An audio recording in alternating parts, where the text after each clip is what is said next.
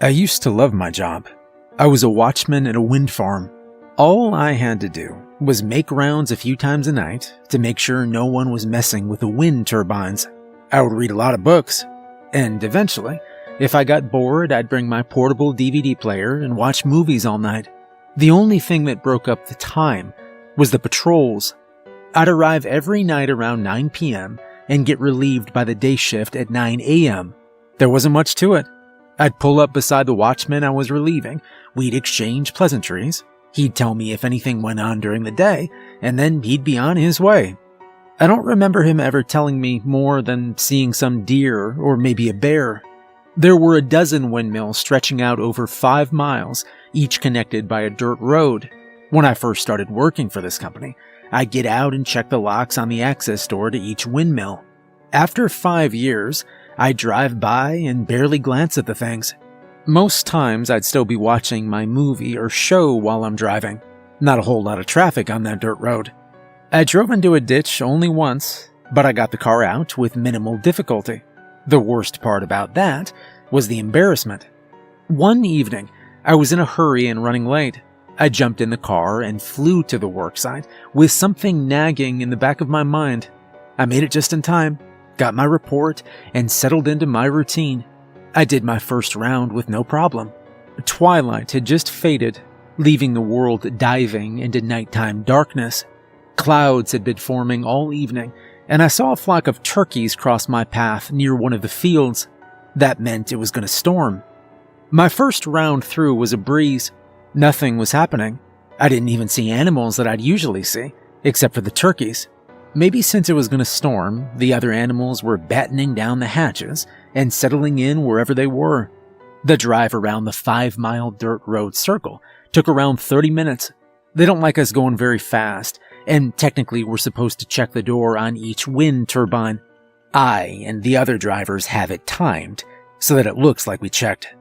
I got back to the main building a little after 9:30. I pulled out my portable DVD player and started watching Die Hard. Of course, I fell asleep. I woke to credits rolling. "Oh, shit," I said, remembering my missed round. I threw the car in gear and I flew off towards the wind turbines. It was right then that I remembered what I'd forgotten. The flashing light announced low fuel. I cursed myself for forgetting to fill it up yesterday on the way home.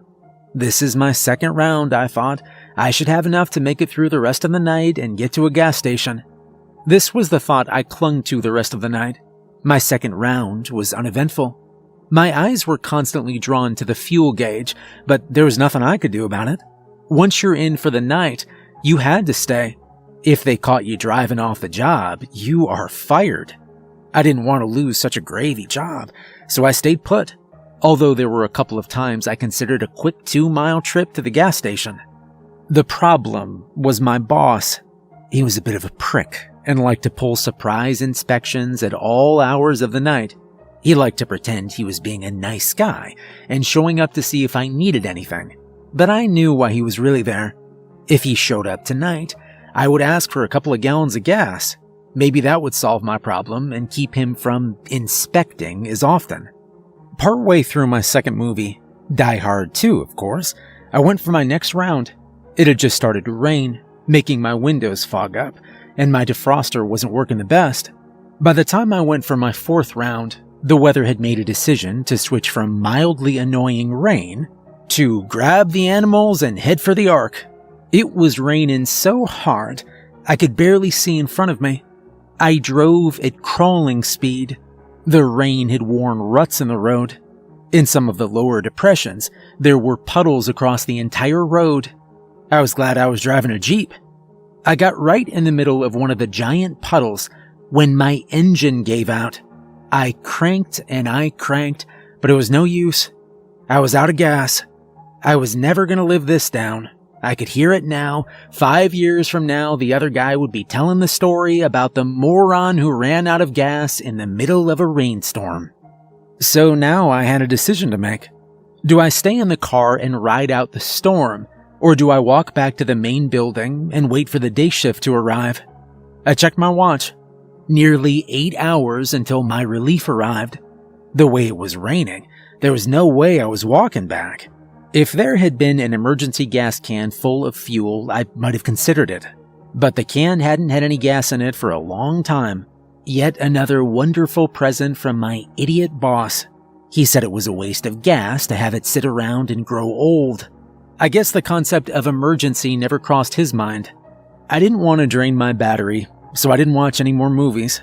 I sat and listened to the rain pound the roof of the car like someone was dropping marbles from the sky. That's when my mind started playing tricks on me. I guess it was bored as I was and decided to have a little fun. I was whistling a little tune in my own off-key way that makes people stuff cotton in their ears when I happened to glance in the rear-view mirror, and the mirror glanced back. I swore I saw a set of eyes looking in the back window.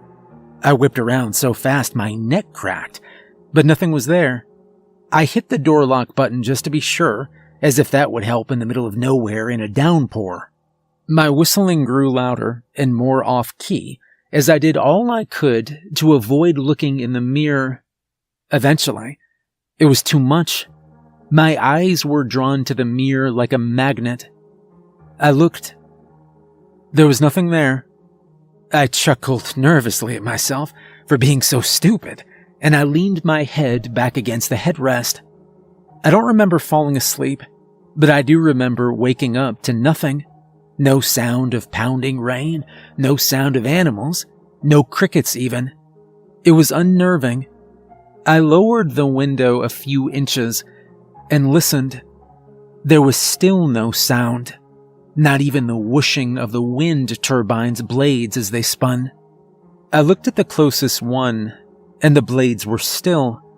It was unusual for the wind to be so calm that it couldn't muster enough energy to turn the blades. I checked my watch and found I'd been asleep for 4 hours. The storm clouds had drifted off, and the moon had appeared. It wasn't quite full, but bright enough to light the ground and create hundreds of shadows of the trees that surrounded me.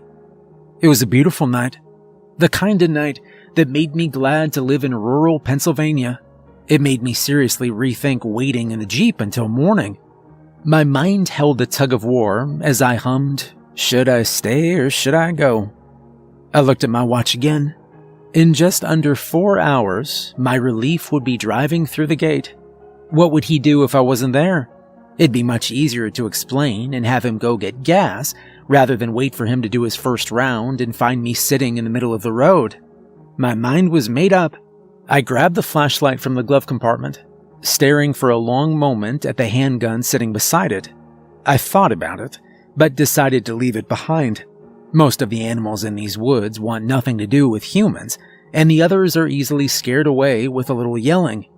I locked the door as I stepped out, and my foot landed in a deep puddle. I sighed as the water oozed past my ankle and filled my sneaker. The puddle encompassed the entire car. It was easily 12 feet across. I knew hopping on one foot wouldn't do anything but get my clothes wet, so I put my second foot down and closed the door. I started wading through the puddle to the far side until I found dry land. I shone my light at the closest wind turbine. It was number 5. I knew that was the farthest one from the gate. Being at the halfway point, it didn't matter if I went forward or back. I decided to go forward and started off on my trek. For the first part of my trip, the only sound I heard was my shoes squishing. It was unnerving having your only companions being total silence and hundreds of shadows cast from the trees. I shone the flashlight around in the trees and saw plenty of eyes shining back at me, but they were silent. It was as if they were seated in the pews of a church, and I was walking up the aisle looking for my seat. The eyes ranged in size, from small to quite large, and yet none of them made a sound. Were they really afraid of me? I paused to take a break, and that's when I heard it. A footstep behind me. It wasn't a heavy thud, it was a soft squish of grass under a large foot. I whipped around and shone my light where I thought I'd heard the sound coming from, but there was nothing. I panned all around with the light, but all I saw was a gravel road and endless trees. Seeing nothing was possibly worse than seeing something. A deer, a bear, even a coyote would have been something I could deal with, scare away, fight off. But nothing created this void that my mind filled with all kinds of horrible creatures. The unnerving silence continued as I started walking faster without thinking about it. Even the squish of my shoes seemed louder in the absence of noise. I started thinking about my destination. It was tempting to cut through the woods and save myself a lot of time, seeing I was still on a long loop of road. Had it been daylight, I might have considered it. In the dead of night, though, with a nearly full moon over my shoulder and dawn hours away, I didn't give it a second thought. I thought that perhaps whistling would soothe my jangled nerves. I tried whistling the happiest tune I could think of, but the echo came back to me bent and twisted, like the children's song that plays in a horror movie. I ended my whistling soon after it started. I was halfway through a verse when the tune died on my lips. The sudden, unexpected silence brought me the horrible gift of another footfall behind me. I whipped around as quickly as I could, and I shone my flashlight around. This time, my mind wasn't given the luxury of scaring me with nothing. This time, I saw a set of eyes. They were large and red, but what was most unnerving about them was their distance from the ground. Whatever it was, its eyes were a good 8 feet off the ground. It was 40 or 50 yards away and hiding behind a tree. But those eyes, they'll haunt me for the rest of my life. Unfortunately, I didn't know how long that would be, especially with such a monstrously large creature obviously stalking me. I'd love to say that I carefully weighed my options and came to a sensible solution to what this creature was and how to deal with it. I didn't. I ran like the devil himself was chasing me. It surprised me that I kept hold of my flashlight. I found speed I never knew I had. Desperation will do that. My mind raced faster than my feet, but there was no solution it could come up with. I could hear the footfalls behind me coming closer. It was gonna catch me. It was only a matter of time. And then my salvation rose in front of me, like a lighthouse to a lost fisherman. One of the wind turbines loomed in front of me. I knew the code to get inside in case I ever had an emergency and would need to shut one down. I didn't think I could run any faster, but hearing the footsteps behind me and seeing my salvation in front of me, I felt like the roadrunner when he put on a burst of speed and disappeared in a cloud of smoke. Of course, that was all in my mind. Reality dashed my illusion as the sounds of massive feet grew even closer. It no longer cared about stealth. I could hear it on the gravel road now. My curiosity wanted to turn and at least identify my pursuer, but I forced myself to focus on what was in front of me. Stumbling because I wasn't focused, or because of seeing the creature that would be my doom, would be catastrophic. The 400-foot-tall monolith loomed large in front of me. I envisioned where the keypad was, knowing I had one shot to type in the code before my death.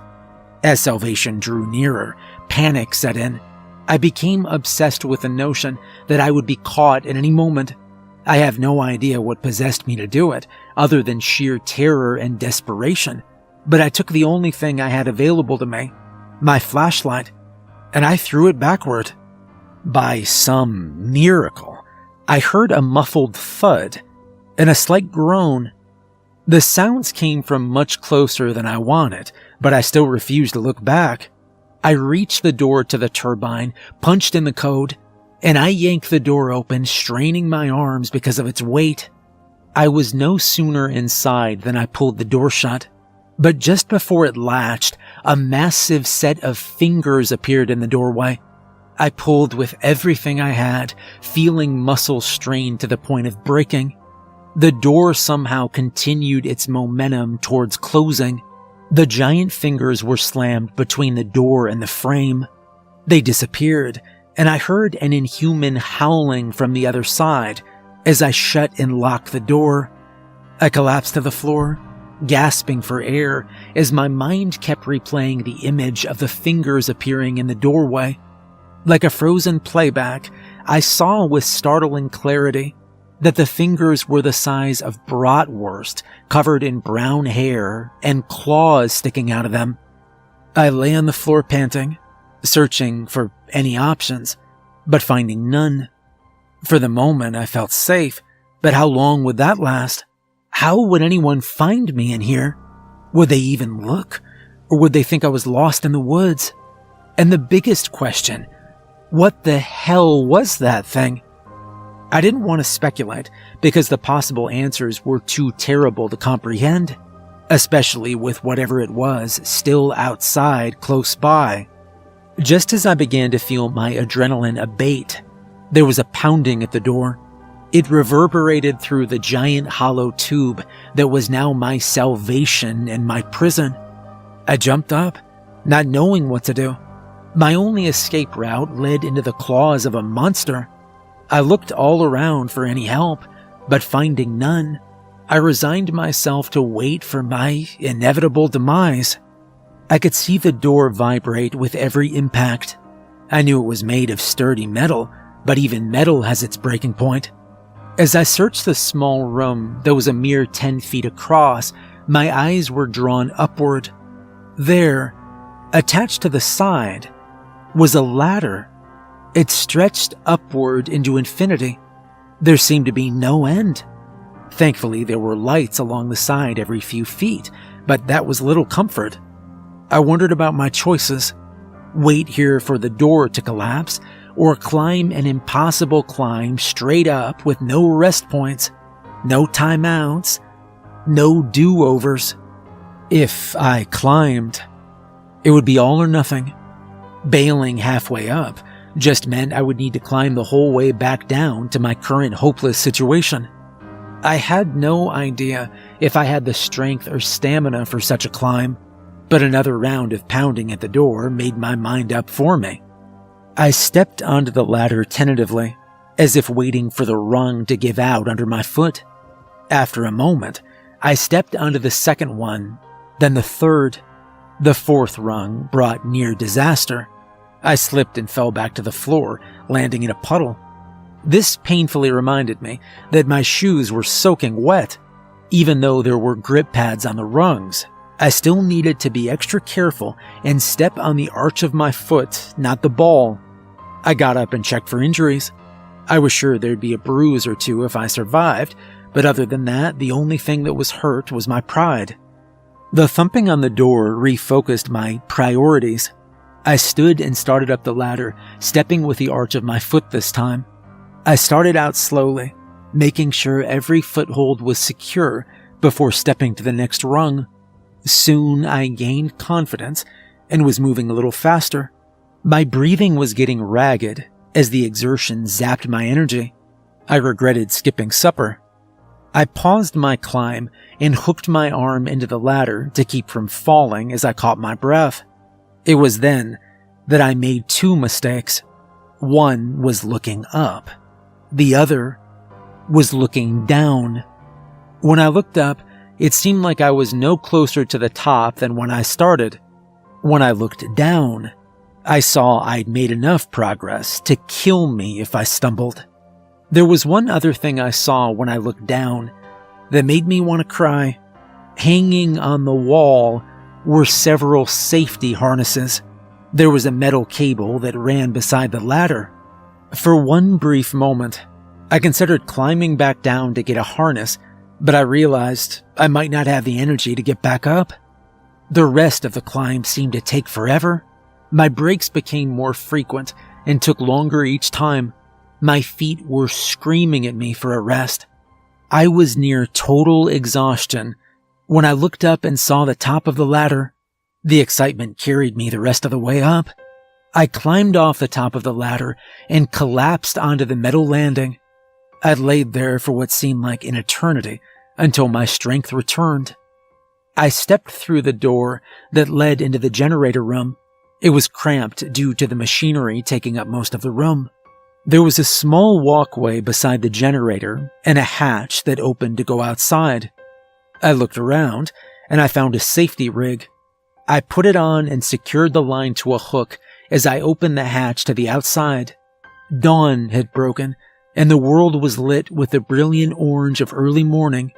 The beauty so overtook me that I didn't notice the wind that had been still after the storm now buffeted against me, threatening to knock me off my feet. I stumbled, feeling grateful for the safety line. I watched as one of the massive blades passed by a few feet away. My only reason to take this risk was to look down and see if my pursuer had given up and left. I slowly peeked over the side, fighting the vertigo from the sheer height. I looked around at the tiny trees below, and I didn't see anything out of the ordinary. I was about to go back inside when movement caught my eye. It was the creature. It had come around from the other side of the base of the turbine. I marveled at how tiny it looked from up here, yet it still presented me with the conundrum of how to escape. I stepped back inside and looked around for the answer. After a brief search, I found a radio amongst the controls on the wall. I pressed a button, and an alarm went off. I pressed it again to silence it. I tried another button and was rewarded with static. Hello, can anyone hear me? I said into the microphone. I repeated it again, still receiving static. On the third try, my boss answered. What the hell are you doing in one of the units? It was an emergency. This was the only way I could contact someone. What was the emergency? I'd rather not say on the radio, I said. Can you come get me? What unit you in? Number 6. It'll be a little while.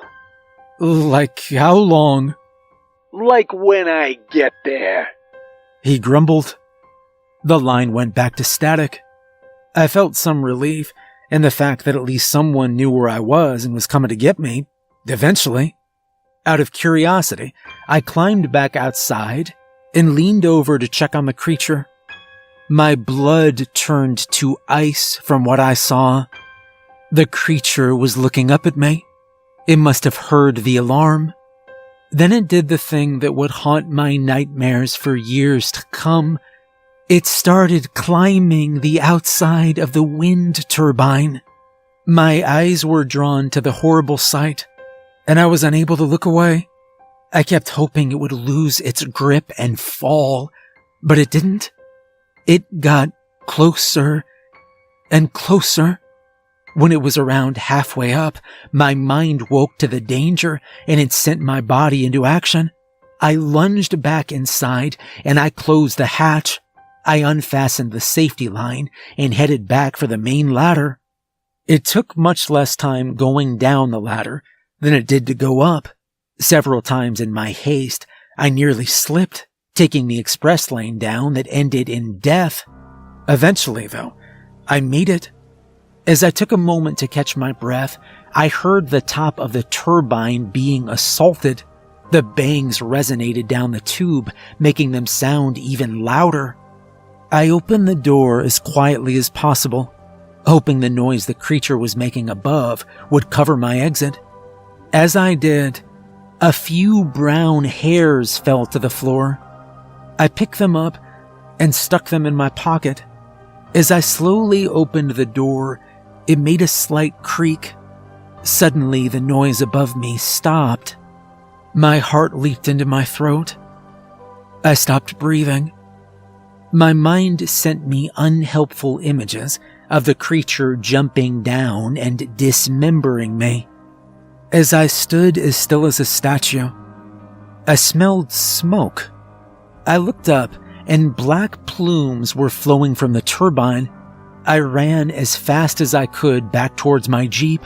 I refused to look as I heard a roar behind me. I nearly ran into my boss's car as he turned the corner. What the hell? He said, getting out. Look!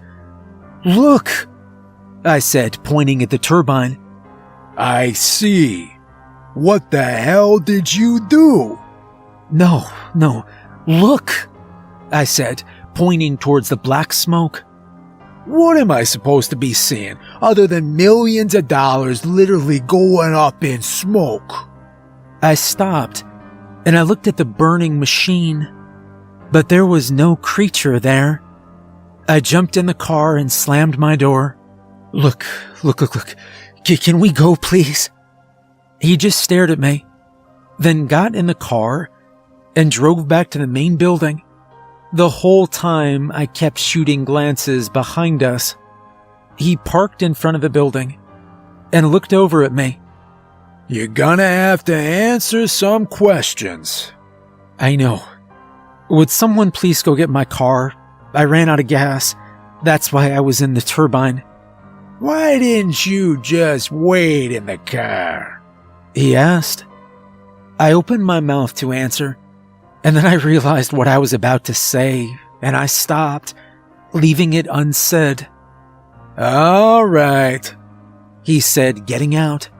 I'll send someone for the car. I followed him inside, and I just lay on the couch in the break room. A short while later, a coworker woke me. Here are the keys to your car. It's parked out front.